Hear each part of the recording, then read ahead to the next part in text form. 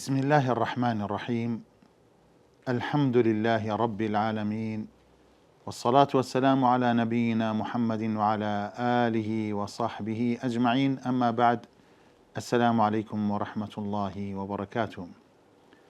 ئازیزان و خۆشەویستان، خۆم بە خۆشحاڵ دەزانم بۆ جارێکی تر بە ئێوەی بەڕێز و خۆشەویست بگەمەوە بۆ پێشکەشکردنی وانەیەکی نوێ لە پەرتووکی 33 هۆکار بۆ خوشوع لە نوێژدا. دانەرەکەی شێخ محەممەد ساڵح المونەجیدە، خوای پەروەردگار بیپارێزێت. دیارە لە وانەی پێشووتر باسی چەند هۆکارێکمان کرد. کۆتا هۆکارەکەی ئەوە بوو پەناگرتن بە ئەڵڵا سوبحانەه وتەعالە لە وەساویسی شەیطان. ئەمڕۆ بە یارمەتی خوای پەروەردگار دەچینە خزمەت هۆکاری 15 کە بەو ناو نیشاناتوە التەئەمل في حال السلف في صلاتهم، واتە کەمێک ئێمە ورد ببینەوە لە حاڵی پێشینی ئەم ئومەتە، پیاوچاکانی ئەم ئومەتە لە کاتی نوێژدا، بزانین حاڵیان چۆن بووە، چۆن خۆیان ئامادە کردو بۆ نوێژ، لە کاتی نوێژە حاڵیان چۆن بووە، چۆن نوێژەکانیان ئەنجام داوە، چۆن خوشوعیان هەبووە، چۆن تامیان لەو نوێژە کردووە کەوا لە بەرامبەر ئەڵڵا سوبحانەه وتەعالە دەوەستن و ئەدای نوێژەکە دەکەن.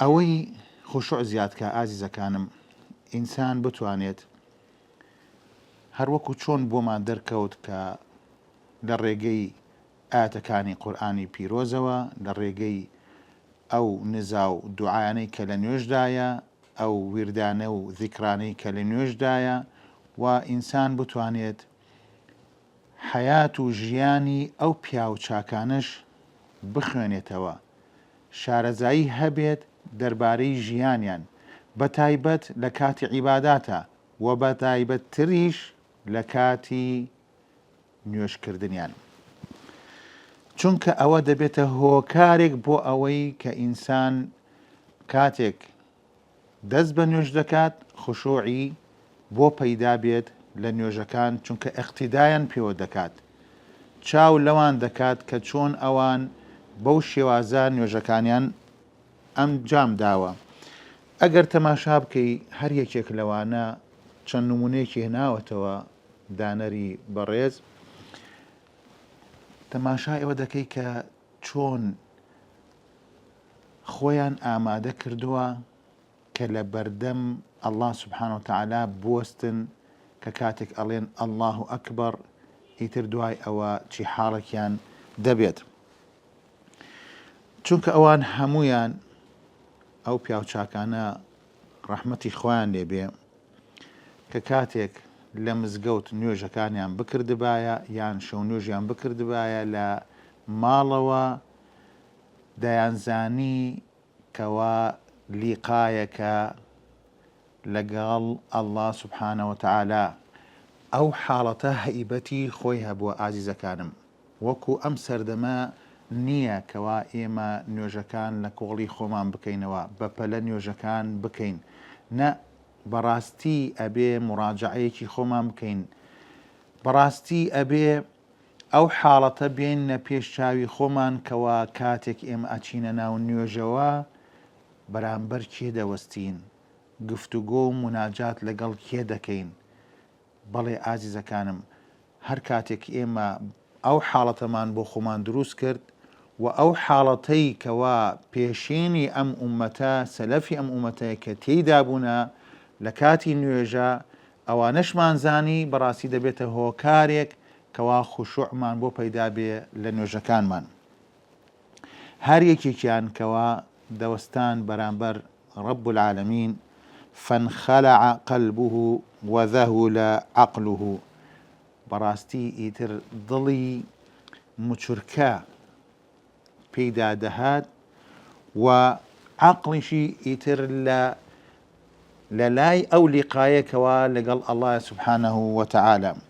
مجاهد رحمتي خوالي به فرمي كان إذا قام أحدهم يصلي يهاب الرحمن هەر یەکێک لەوانە ئەگەر بهات باە نوێژیان بکرد باە ئیتر ترسی ئەڵڵا سوبحانەوە تەعالا لە دڵیانە دەبوو ئەو ترسە ئەو لەزەتەی کەوا مناجات دەکەن لەگەڵ ئەڵڵا سوبحانەوە تەعالا وای لێ دەکردن کەوا چاویان بە ئەملاو ئەولا نەڕات یان دڵەکانیان بۆ شوێنێکی تر نەڕوا و مەشغوڵ نەبێ بە شتانی ترەوە یان یاری بە شت نەکەن بە شتومەکیان تەماشاکردنی سەعاتەکانیان بێت تەماشاکردنی ئەملاو ئەولا بێ یان ئەوەتانێ لەگەڵ خۆیان هەندێ جار سوبحان الله ئەو کەسەی کەوا غافڵ دەبێت شەیتان وەک چۆن بڵێ گۆڵی لێ دەکات وەسوەسەی بۆ دەکات ئیتر لەگەڵ خۆیان قسە دەکات هەرچی پرۆژەکانی لە کاتی نوێژە تەماشا دەکەی ئێوێ ئەنجامی بدات بیرۆکەی بۆ دێت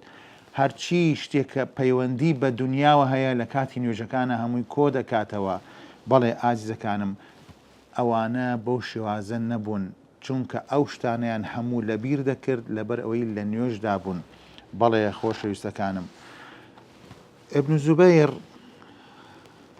رضا ورحمة خوالي بي دفرمي إذا قام في الصلاة كأنه عود من الخشوع براستي هر كاتيك هل بسايا كوان نوجي بكرد بايا وقت شون بلي إيتر هموي أو هذا وستاك بربي لخشوع همو وستانكي بربي لخشوع وكان يسجد فأتى المنجنيق فأخذ طائفة من ثوبه وهو في الصلاة لا يرفع رأسه سبحان الله يعني أو حالتي وايل ذكر إتر جويكي إيماني پر لخشوع أجر منجنيقكيش بهاتايا للاي بداية للزوي يعني لايكي كراسكشي ببردايا أو لو حالتا سري برزنا كردوا چونك لقل الله سبحانه وتعالى مناجات دكات وهروها يكيكي تر لبياو چاكاني أو أمتا كان يصلي في المسجد فانهدم طائفة منه فقام الناس وهو في الصلاة لم يشعر سبحان الله أو حالتي وابو دروز ببو أو اندل خشوع بو أو اند تامي لون وجد كير ككاتك لمزقود بوا للايكي مزقود برين شونيكي مزقود توشي الرخان بوا بلام أو هستي بيانا كردوا خلقا كيتر هستي بي كردوا بلام أو هستي بيانا كردوا أويش مسلمي كري بشارة وهندي ترشيان كان كالثوب الملقى وكو كراسك وفريد رابيت يعني أوندا حالتكي بو دروز بوا أوندا خشوعي بو دروز بوا وبعضهم ينفتل من صلاته متغير اللون هندي كان سبحان الله ككاتك أتشوننا ونوجكا آزيزا كانم براستي رنجيان دا قورا يعني بيش أو بچنا ونوجكا رنجي كان بو ككاتك أتشوننا ونوجكا ونوجيان دكر رنجي كتريان بو بيداد بو چونك لا برانبر الله واستوى سبحانه وتعالى وبعضهم إذا كان في الصلاة لا يعرف من على يمينه وشماله وهندي كان كبتشو يعني تناون يجواب نيد زاني كيل لاي راستي واستاو كيل لاي تشبي واستاوى وهروها هندي كان رنجيان زرد بوا اگر دزنيوجي بشوشتايا بو نيوش بيان داود فقيل له إنا نراك إذا توضأت للصلاة تغيرت أحوالك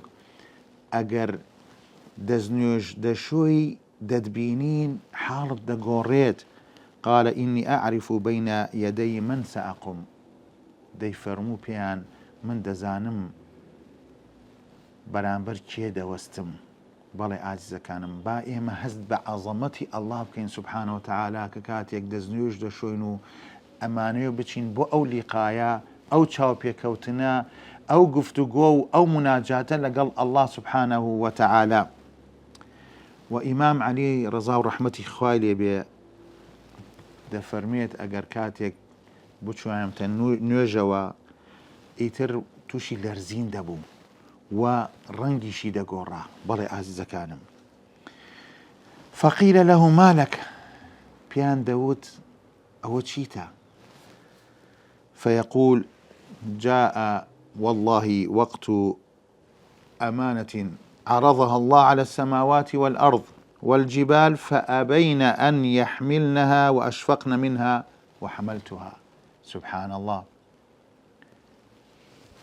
أو أمانة چنێ قورسە کەوا بخرێتە سەر ئەرز و ئاسمان و چیاکان کە توانای ئەوەیان نییە ئاجزەکانم ئەو ئەمانەتە هەڵگرن ئەڵێ من ئەو ئەمانەتەم هەڵگرتووە. واتە ئەمانەتێکی زۆر زۆر قورسە کە ئینسان ئەچێتە ناو نوێژەوە. چۆن قورس نابێت تۆ بەرامبەر ئەڵڵا سوبحانەهو وتەعالا دەوەستیت؟ ئەگەر ئێمە هەر کاتێک ئاوا هەستمان بەو لەزەتە کرد، هەستمان بەو ترسانە کرد، هەستمان بەو قورسایە کرد، وەڵڵاهی خوشوعێکمان بۆ پەیدا دەبێت، لەزەتێکمان بۆ پەیدا دەبێت، يعني هیچ لەزەتێکی تر ناگاتە ئەو لەزەتە ئازیزەکانم. سعيدي تنوخي إذا صلى لم تنقطع الدموع من خديه على لحيته. الله أكبر. یەکێکتر لەو پیاوچاکانە کە کاتێک دەستی بە نوێژ دەکرد ئەوە ئیتر فرمێسک دەهاتە خوارەوە، ڕیشە مبارەکەکەی تەر دەبوو. بەڵێ ئازیزەکانم، و هەندێک لە تابعین ڕەحمەتی خوایان لێبێت أنه إذا قام إلى الصلاة تغير لونه وكان يقول أتدرون بين يدي من أقف ومن أناجي. ڕەنگی دەگۆڕا دەیوت ئایا ئێوە دەزانن من بەرامبەر کێ وەستاوم و مناجات لەگەڵ کێدا دەکەم کە ئەوش ئەڵڵایە. اینجا بۆیە ئازیزەکانم بەڕاستی ئەبێ دڵەکانمان ئێمە بەو شێوازە بێ، ئەبێ جیهادی نەفسی خۆمان بکەین، ئێحتیمام و گرنگیەکی باش باش بە نوێژەکانمان بدەین، خوشوعی تیا بێت. عامری کوڕی عەبدولقەیس ئەفەرمێت یان پیان فەرمووە ئەتحەدیث نەفسەکە فی الصەڵات، ئایا هیچ لەگەڵ نەفسی خۆتا قسە دەکەی لە کاتی نوێژە؟ ئەوە شەیء ئەحەب ئیلەیە من الصەڵاة ئوحەدیث به نەفسی. ئەڵێ سبحان الله، بزان چۆن بوونە لەگەڵ نوێژەکانە. ئەوان حەزیان نەکردو لەگەڵ نەفسی خۆیانە گفتوگۆ بکەن لە کاتی نوێژە، باش دەکەش خۆشەویست بۆیە لایەن تەعجیلیانە کرد بۆ دوای نوێژەکە یان لە پێش نوێژەکە خۆیانی تر بەتاڵ دەکردەوە. ئازیزەکانم، پیان دەفەرمون ئینە لەنوحەدیث ئەنفوسەنا فی الصەڵات، ئێمە بەڕاستی ئەوانەی کە گفتوگۆیان لەگەڵ عامری کوڕی عەبدولقەیس کردووە ئێمە لەگەڵ خۆمانە قسە دەکەین. فقال أبي الجنة والحور ونحو ذلك، ئایا بیر لەوە دەکەنەوە کەوا گفتوگۆ لەگەڵ حوڕەکان دەکەن، یان بیر لە حوڕەکان دەکەنەوە، بیر لە خۆشیەکانی بەهەشت دەکەنەوە؟ قالوا لا، فەرمویان نەخێر، ئێمە بیر لەو شتانە ناکەینەوە، ولكن بأهلينا وأموالنا. سبحان الله، ئەڵێی ئێستایە بیر لەو شتانە ناکەنەوە کەوا پەیوەندی بە ئاخیرەتەوە هەیە، پەیوەندی بە بەهەشتەوە هەیە، بە خۆشیەکانی بەهەشتەوە هەیە. بەڵام دەیان فەرموو چونکە سادق بوون لەگەڵ نەفسی خۆیان، ئێمە بیر لە ماڵ و سەروەت و سامانەکانمان دەکەینەوە. ئەمە حاڵی زۆربەی موسڵمانانە، خوای گەورە پەنامان بدە ئازیزەکانم.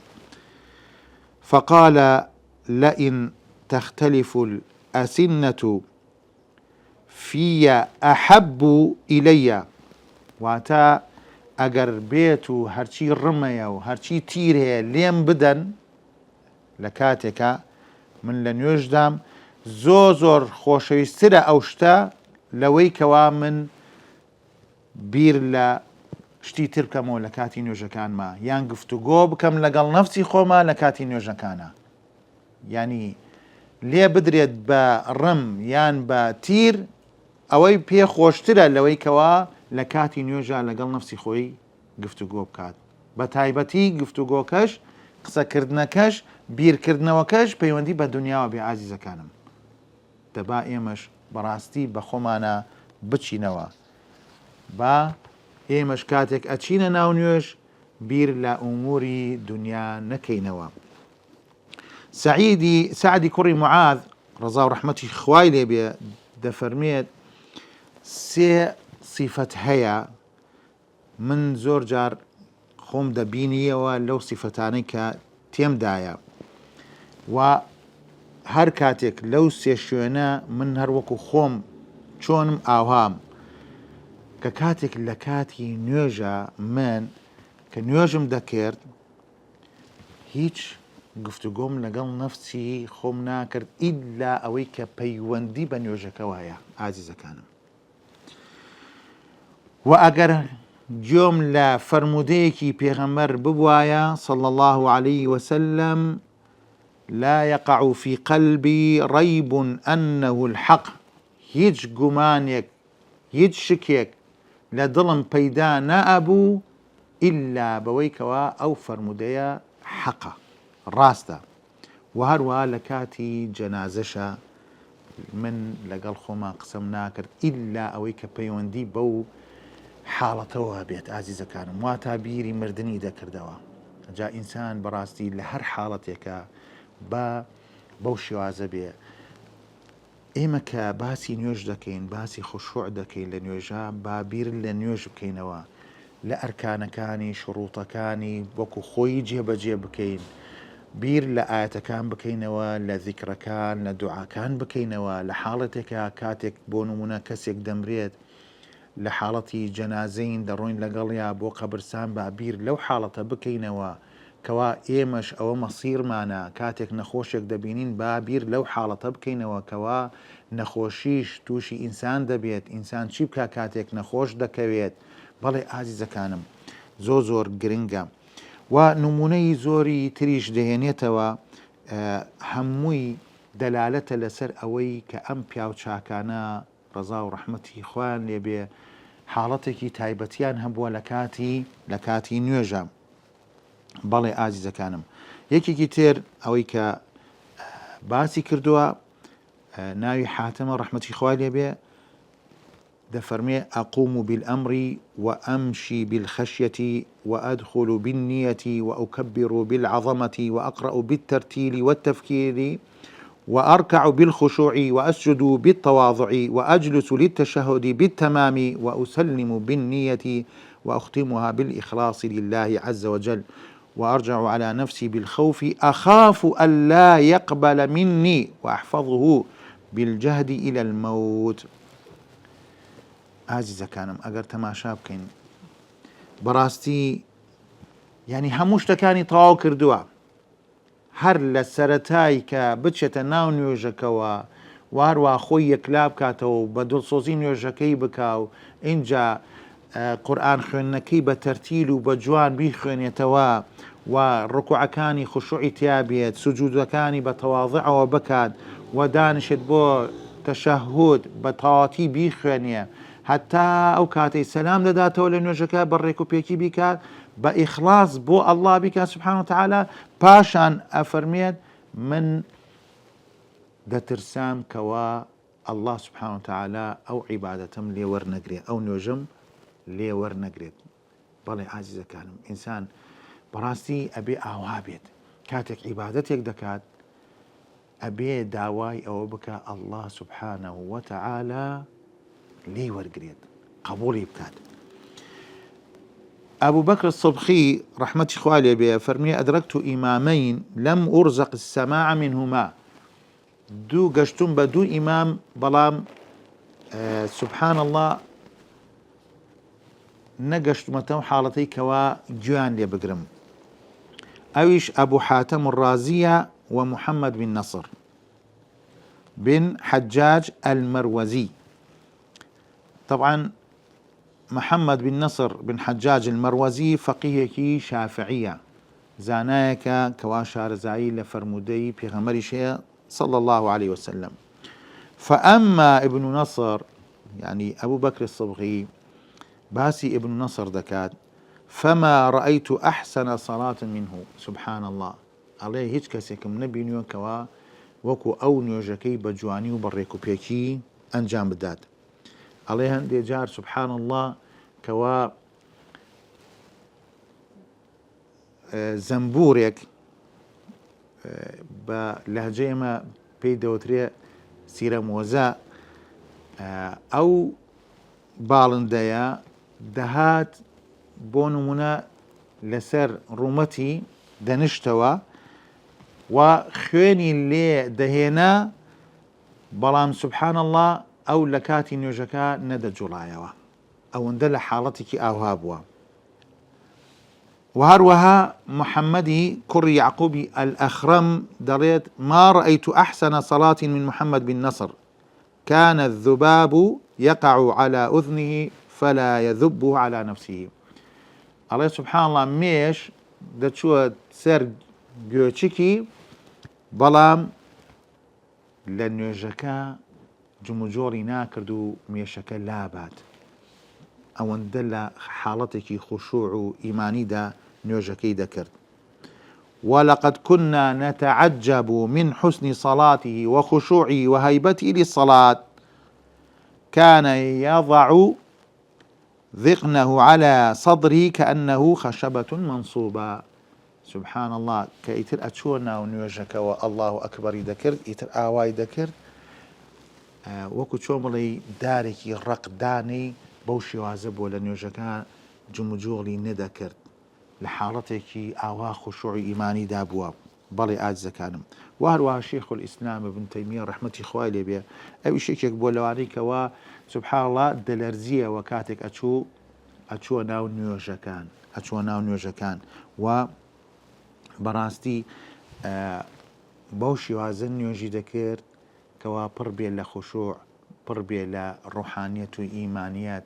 ئازیزەکانم، با ئێمە بەراوردێکی خۆمان بکەین، هەر یەکێ لە ئێمە با بەراوردی خۆی بکات کە کاتێک نوێژ ئەکات، ئەو کەسی کەوا نوێژ دەکات خوار نوێژەکە دەکات، بەڵام با بەراوردێکی خۆی بکات لەگەڵ ئەم پیاوچاکانە، با بەراوردێکی خۆی بکات یەکەم جار لەگەڵ نوێژی پێغەمبەر صلی الله عليه وسلم، هەروەها سەحابەکان، اینجا سەلەفی ساڵحی ئەم ئومەتە تابعین، هەروەها پیاوچاکان، بام بەراوردێک و مقارنەیەک بکات بزانن نوێژی ئەم چۆنە و نوێژی ئەوان چۆن بووە.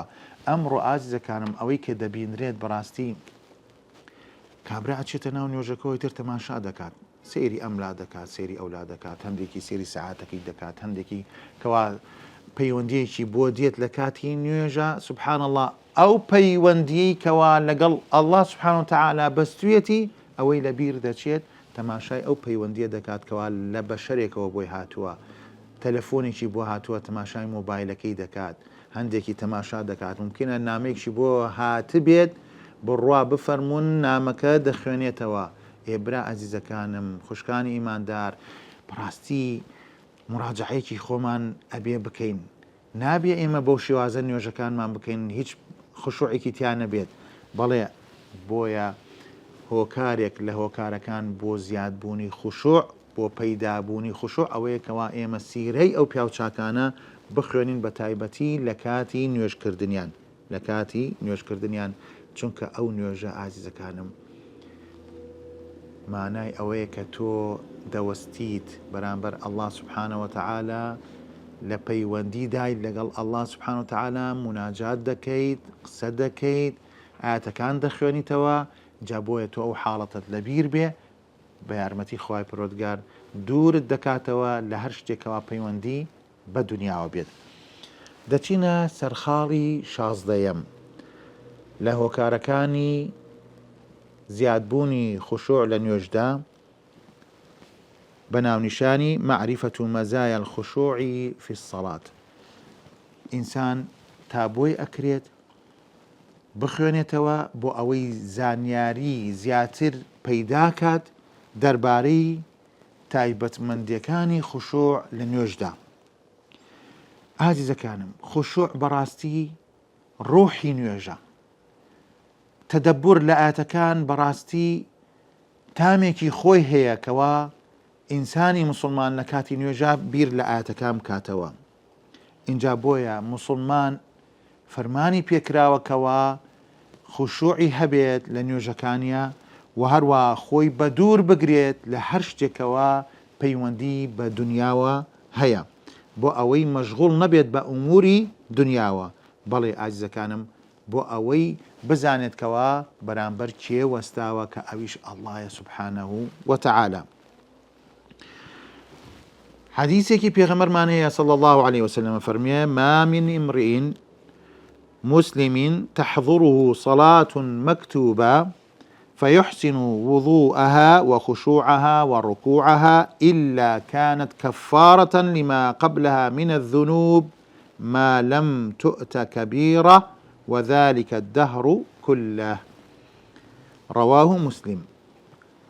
أجر تماشاي أنفر مدبد كين فرمودي بيغمر صلى الله عليه وسلم: ما من امرئ مسلم تحضر صلاة مكتوبة واتا أو نيوجاني كوا فرزة أتشيتنا أو نيوجانوا أجر دزنيوجكي بجواني بشوات وهروها أو نيوجا خشوعي تابيت وركوعي طوابيت طمأنيني تابيت للسجودة للركوع أم نيوجا عزيزة كانم دبيتا تشي دبيتا معي أويكا كفارة بيت لو جناحاني كوا جورنين واتا ديان سريتوا ديان كوجينيتوا بلي عزيزة كانم ما لم تؤت كبيرة أجر أم إنسانا ببر دوام وابيت أو خواي جورا أو نيوجانا بوشي وهذا بيت دبيت ما يويكوا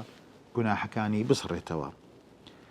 جابويا أن الأجر المكتوب بحسب الخشوع أو أجر باداشتو ثوابي كوادان راوا بأندازي أو خشوعي كإنسان لنيوجا هيتي وروكو تشون بيغمر عليه الصلاة والسلام لفرموديكي تردا أفرميت: إن العبد ليصلي الصلاة ما يكتب له منها إلا عشرها أو تسعها أو ثمنها أو سبعها أو سدسها أو خمسها أو ربعها أو ثلثها أو نصفها. طبعا دقي فرمودك أو كانت ثانية بوشي وازية: إن العبد ليصلي الصلاة ما يكتب له منها إلا عشرها تسعها ثمنها سبعها سدسها خمسها ربعها ثلثها نصفها. رواه الإمام أحمد وهو في صحيح الجامع.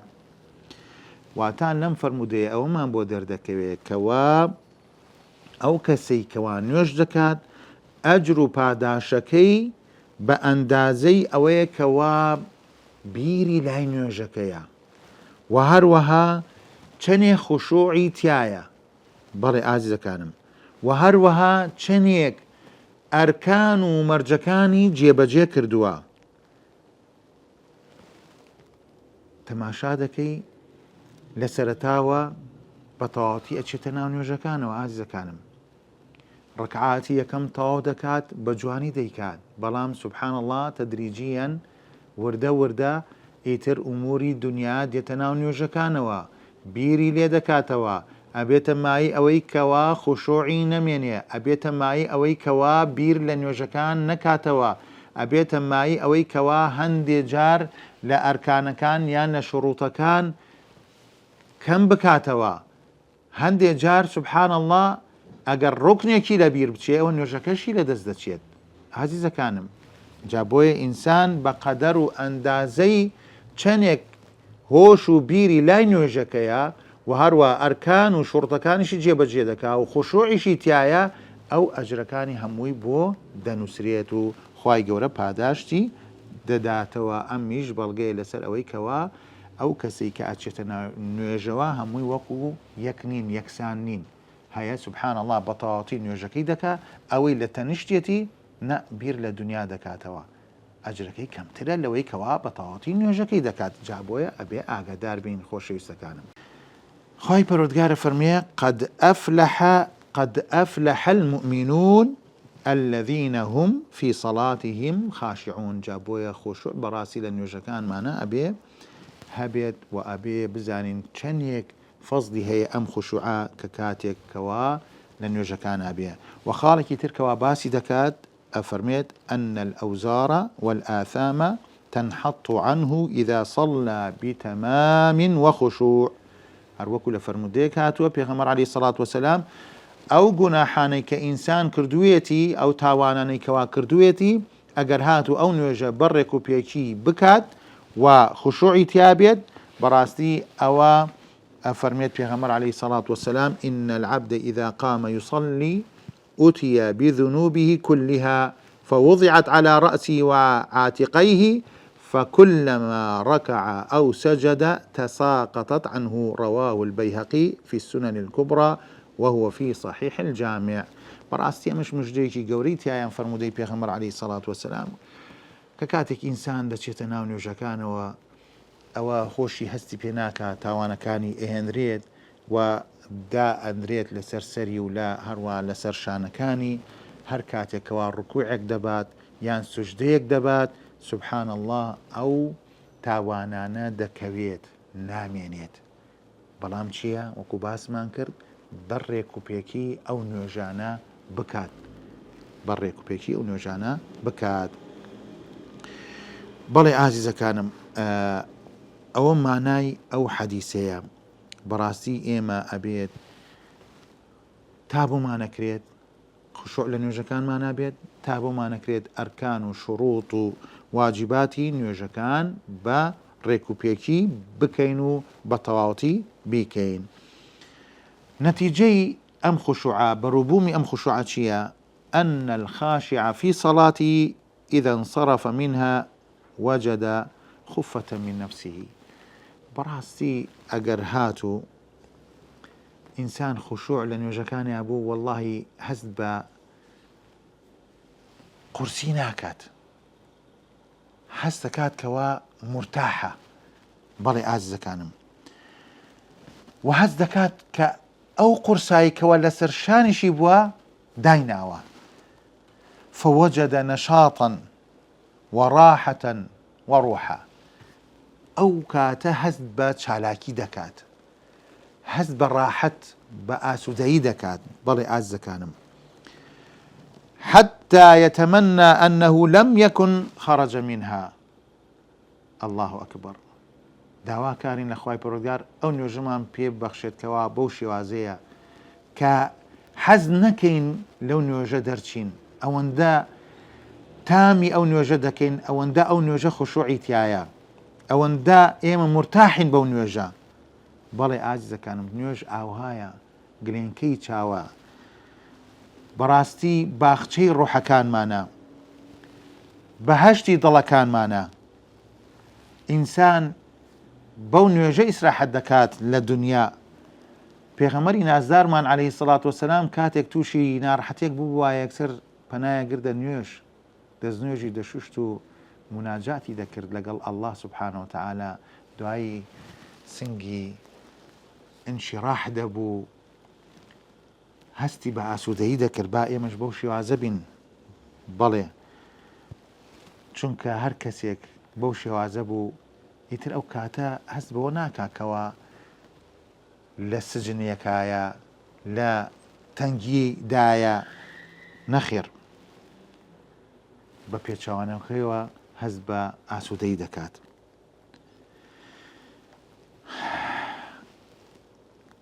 ئەو کاتە و حاڵەتەی بۆ دروست دەبێت دەفەرمێ فالمحبون يقولون ئەوانەی کەوا بەڕاستی حەزیان لە نوێژە و هەست بەو تامە دەکەن کەوا لە نوێژدایە نصلي فنستريح بصلاتنا.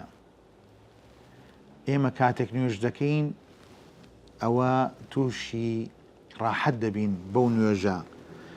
كما قال إمامهم وقدوتهم ونبيهم صلى الله عليه وسلم هەروەکو چۆن پێشەنگەکەیان قودوەکەیان ئیمامەکەیان پێغەمبەرەکەیان صلى الله عليه وسلم دەفەرمێ يا بلال أرحنا بالصلاة. يا الله بزان چۆن بوونە ئەوان و پێغەمبەرەکەمان صلى الله عليه وسلم ئەو نازدارە چۆن بووە کە کاتێک بیویستایە بڕاتە ناو نوێژەوە بە بیلالی دەفەرموو یا بیلال ئەرحنا بالصلاة، با تووشی ڕاحەت و ئاسوودەیی بین، یا بیلال بانگ بدە، یا بیلال قامەت بکە، با بچینە ناو نوێژەوە چونکە ڕاحەتی تایە.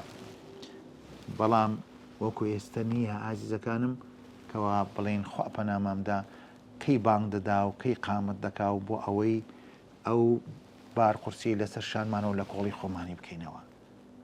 واللهی ئەبێ بە حاڵی خۆمانە بچینەوە و ئەبێ بۆ حاڵی خۆشمان دەست بە گریان بکەین، فرمێسک بێتە خوارەوە. بەڵێ ئازیزەکانم، ئێمە لێرە لە جاتی ئەوەی بڵێن ئەرحنا بالصلاة ئەڵێن ئەرحنا منها بۆ ئەوەی لە کۆڵمان بێتەوە ئەو بارقورسیە لەسەر شانی خۆمان لابین بچین خەریکی دنیا بین. خوای گەورە پەنامامدا. ئازیزانم، پێغەمبەری خۆشەویستمان صلى الله عليه وسلم لە فەرمودەیەکدا دەفەرمێت جعلت قرة عيني في الصلاة. قرة العين بودو تريد كوا يعبر بها عن المسرة ورؤية ما يحب الإنسان. هرشتي كوا ببيت معي أويك إنسان ضل خوش بكات يان إنسان شتك ببيني كوا خوشي بيوت. أما يمعنى نوش إنسان أبيت بو خۆشەویستیەوە بچێتەوە ناو نوێژەوە، ئەبێ پێی خۆش بێت ئازیزەکانم بچێت نوێژەکان ئەنجام بدات لە کاتی خۆیان، بۆ پیاوان بە جەماعەت لە مزگەوتا بیکات، بۆ ئافرەتانیش لە ماڵە لە کاتی خۆیان ئەنجامی بدات، هەست بە ڕاحەت بکەی، هەست بە ئاسوودەیی بکەی. بەڵێ ئازیزەکانم، اینجا بەڕاستی ئینسان چۆن دەتوانێت بەڕاستی ئەو شتەی کەوا خۆشی دەوێت و دەبێتە مایی ئەوەی کەوا ئاسوودەیی بۆ بێنێت، خۆشی بۆ بێنێت، چۆن ئەتوانێت بێ ئەو بژێت. چونکە هەندێکمانەیە خوای گەورە هیدایەتیان بدا ئازیزەکانم نوێژ هەر ناکەن، بێبەشن لەو خۆشیە، بێبەشن لەو لەزەتە، چ جای ئەوەش کەوا تاوانبارن، خوا پەناماندات تاوانێکی زۆر زۆر گەورە دەکەن. جا بۆیە ئێمە بەڕاستی ئەبێ هەست بە خۆشی بکەین کە کاتێک نوێژەکان ئەنجام دەدەین، چونکە ئاسوودەیی تایەت. ئازیزان و خۆشەویستان، بەم شێوازە دێینە کۆتایی بەرنامەی ئەمڕۆمان. تا بەرنمەیەکی تر بەخوای گەورەتان دەسپێرم. داواکارم لە خوای پەروەردگار زیاتر تێمان بگەێنێ لە دینەکەی، زیاتر خوشوعمان پێ ببەخشێ لە نوێژەکانمان، وا نوێژەکانمان بە ڕێک و پێکی بکەین و هەست بە ئاسوودەیی بکەین کە کاتێک نوێژەکانمان ئەنجام دەدەین. وصلى الله وسلم على نبينا محمد وعلى آله وصحبه أجمعين، والسلام عليكم ورحمة الله وبركاته.